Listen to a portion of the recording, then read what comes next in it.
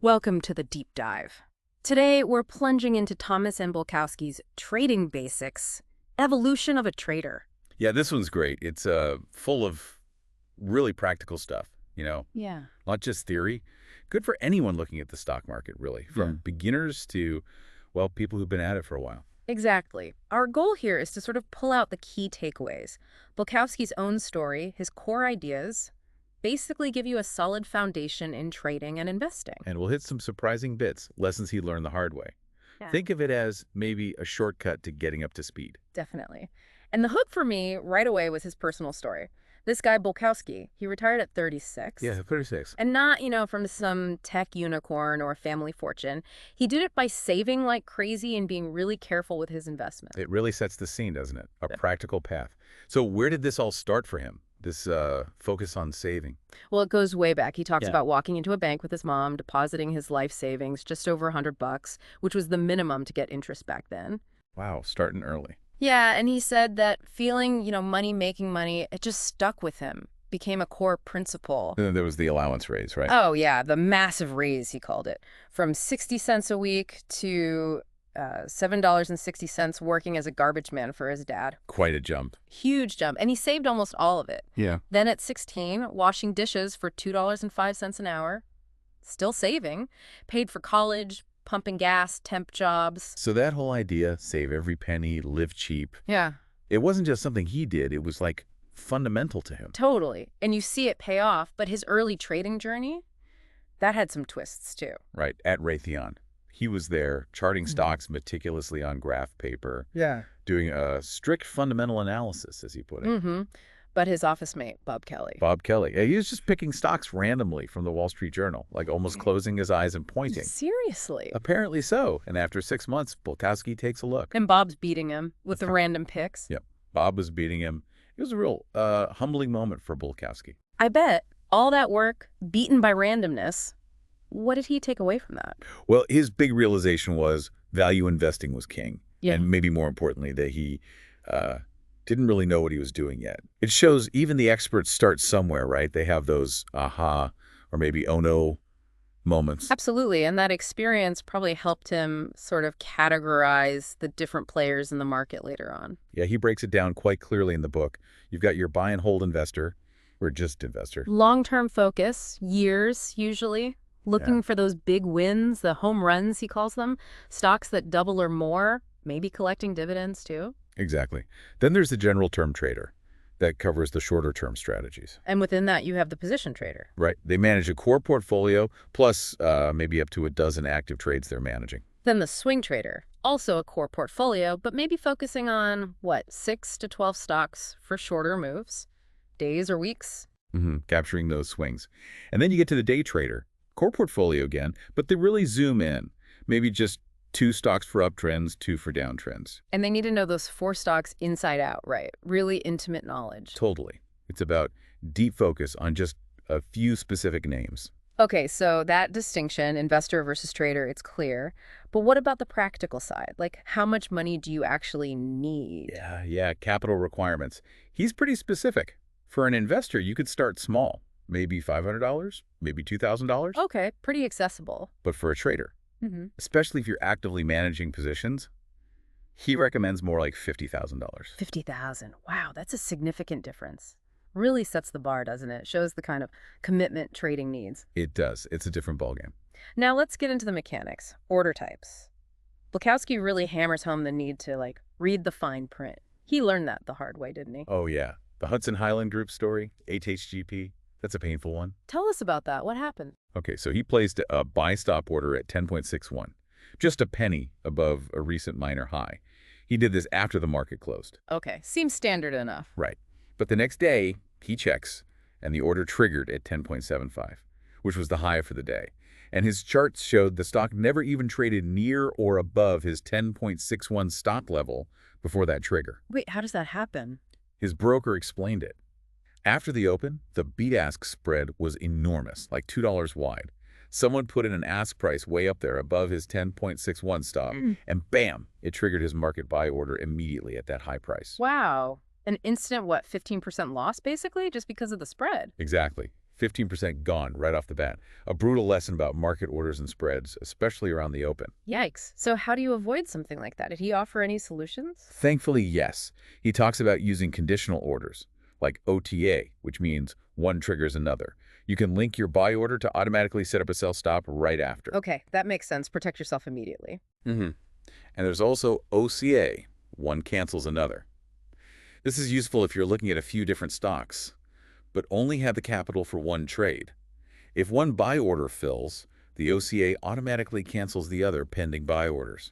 Ah, prevents you from accidentally buying more than you intended. Smart. These sound like essential tools, really. Definitely tools for managing risk, which leads right into position sizing. He points out the danger of using a constant position size. Meaning always buying the same number of shares. Yeah, exactly. It sounds simple, maybe even disciplined, but it can really mess you up. He compares Ted, who bought fixed share amounts, versus Alice, who invested fixed dollar amounts in the same trades. And Alice did better. Significantly better. The logic is, well, kind of common sense when you think about it. If you invest a fixed dollar amount, you buy more shares when the price is low and fewer when it's high. Right, so if the stock goes up, having more shares bought at a lower price boosts your profit. Precisely. But the flip side is also true if it drops. Having bought more shares means a bigger loss. So it underscores why fixed dollar risk per trade is generally better than fixed share amounts. It's about capital preservation. And he mentions Ralph Vince's book for people who want to go deeper, right, on optimal position sizing. Yeah, the Handbook of Portfolio Mathematics. For those who really want to dive into the math of optimal F and portfolio construction, it shows there are layers to this, even in the basics. Definitely. Okay, so managing risk. That brings us to stops. The big question, do stops work? Bulkowski notes how the market just seems to gun for them sometimes, right? Especially near those minor highs and lows. It really feels that way sometimes, doesn't it? Like they know exactly where your stop is placed. So if they seem like targets, how did he suggest placing them? Did his research find a better method? Yeah, he tested different methods. He found that the high-low, or HL method, basically placing stops just beyond recent swing highs or lows, statistically performed better than using things like average true range, ATR, or standard deviation. Okay, so using the actual price structure, the swing points. Right. But knowing where to put the stop is only half of it. The other half is actually leaving it there and honoring it. Ah, yes.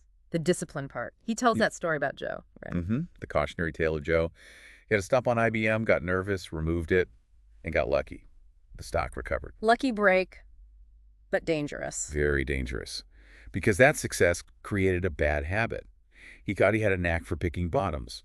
So next time, with some fictional widget ink, he did it again.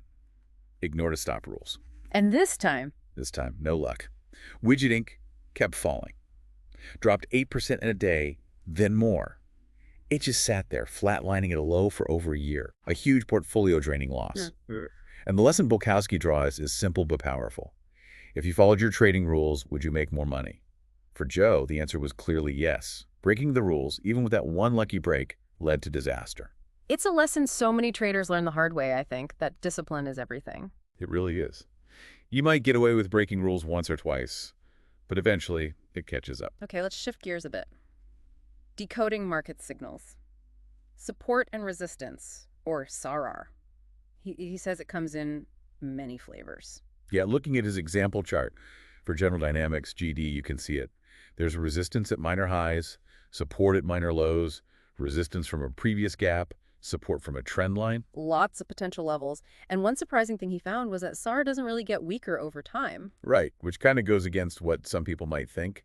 You'd assume an older level might lose its significance, but his data suggested otherwise. But here's the kicker, the big limitation he found. Yeah, this is crucial. His research showed that SAR only works a fraction of the time. Like minor high resistance, it only held about 1 out of 3 times in his tests. It's only 1 in 3. That's not great odds if you're relying heavily on it. Exactly. It really challenges the idea that you could just draw lines on a chart and trade off them reliably.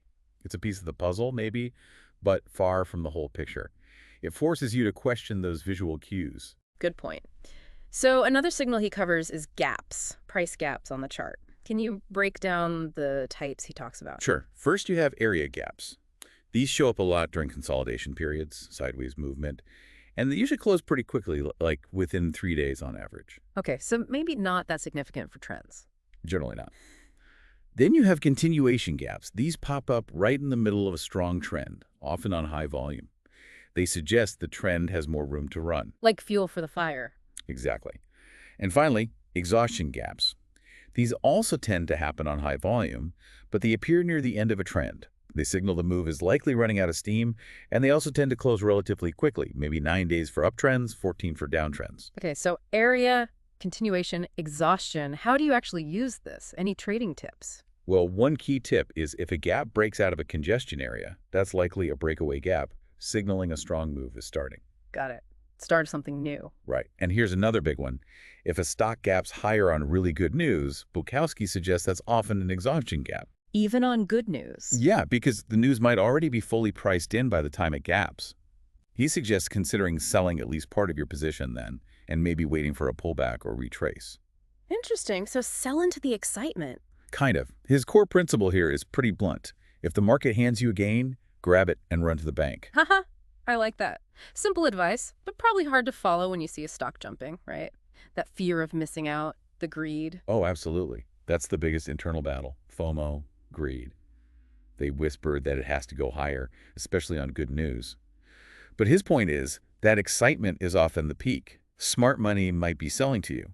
Taking the profit you have is often the smarter play than hoping for more that might just evaporate. Stick to the plan, take the gift the market gives you. Makes sense.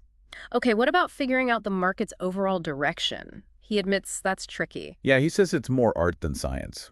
Compares it to, like, learning to hit a tennis ball at a can. You can get pointers, but ultimately you have to develop the feel for it yourself through practice. But he does offer some statistical observations, right, like about tall price bars. He found that after a really tall price bar, a big move in one day, the price only made a new higher high the next day, about 32% of the time. Only about a third of the time. Right, which means about 68% of the time, it failed to make a new high immediately and likely pulled back or retraced some of that big move. So a huge update doesn't necessarily mean tomorrow is another huge update. It might actually signal a pause or pullback is more likely. Exactly. It cautions against blindly chasing that strong momentum. It suggests maybe being a bit skeptical, anticipating a potential breather. Interesting.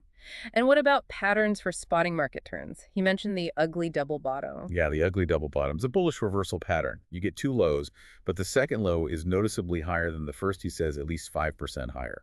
The confirmation comes when the price closes above the peak that formed between those two lows. And that signals a possible shift from bear to bull. That's the idea. He also talks about pipe bottoms. These are seen on weekly charts. They look like two sharp price spikes sticking down way below the recent price action, like two pipes sticking out of the ground. Okay. And what's the significance? He notes that seeing a lot of these pipe bottoms across stocks in the same industry can be a signal that the broader market might be bottoming. Often you'll see a bounce, then maybe a retest or a second bottom before a sustained rally gets going. Gotcha. And what about just general market sentiment? Any cues he looks for there? Yeah, he gives some classic sentiment tells, like when good news actually lifts the market, but bad news barely makes a dent. That's often a sign a bear market is ending. Okay, the market's shrugging off bad news. Right, and the reverse. If bad news hammers the market and even good news doesn't help it rally, that suggests more declines are likely ahead. Makes sense. Any rules of thumb? He mentions one. When the S&P 500 index is down, say, 50% from its peak, historically that's often been near a major bottom.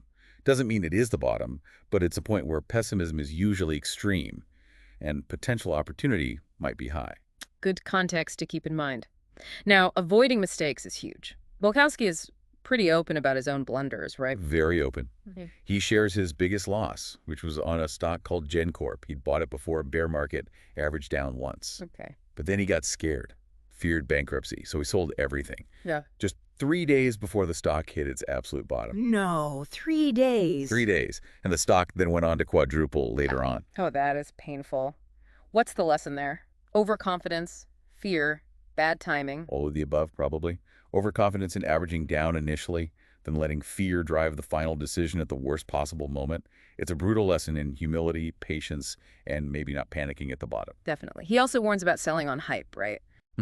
Like if you own a biotech stock and it finally gets that FDA approval everyone was waiting for, or when suddenly everyone is talking about some hot new gadget or company. That's when you should think about selling, not buying more. That's his advice.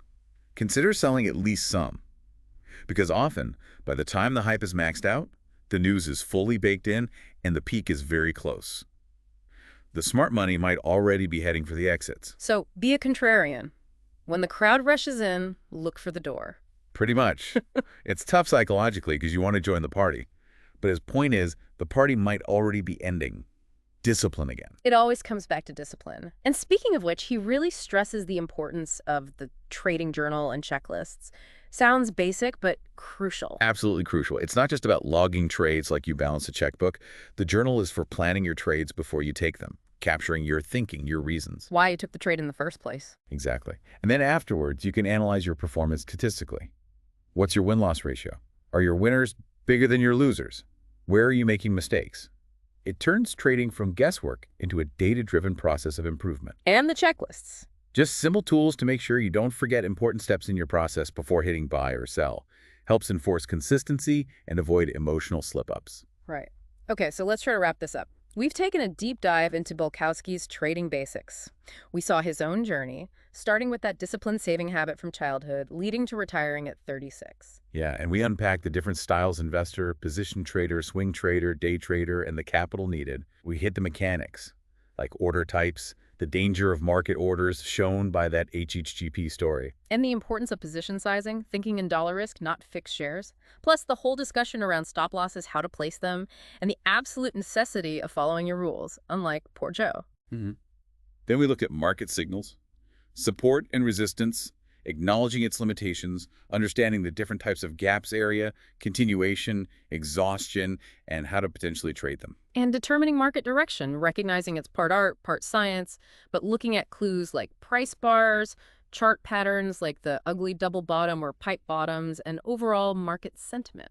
And critically, avoiding those pitfalls, like Bulkowski's Gencourt loss teaching us about overconfidence and fear, or the danger of selling into maximum hype, plus the discipline tools, the journal and checklists. And let's not forget, despite all the focus on trading, Bulkowski himself mentions his best gains actually came from long-term holds. Like Michael's Stores bought at 88 cents, sold years later for $44. That's incredible. It's a good reminder that patience can pay off massively, too. Definitely. Okay, so here's a final thought to leave you with, something provocative from the book itself. Bulkowski analyzed his own trading data and found something interesting. Oh, yeah. What was that? He found that certain months seemed statistically better for his trading than others. Specifically, buying in March and selling in May often outperformed other periods for him. Huh.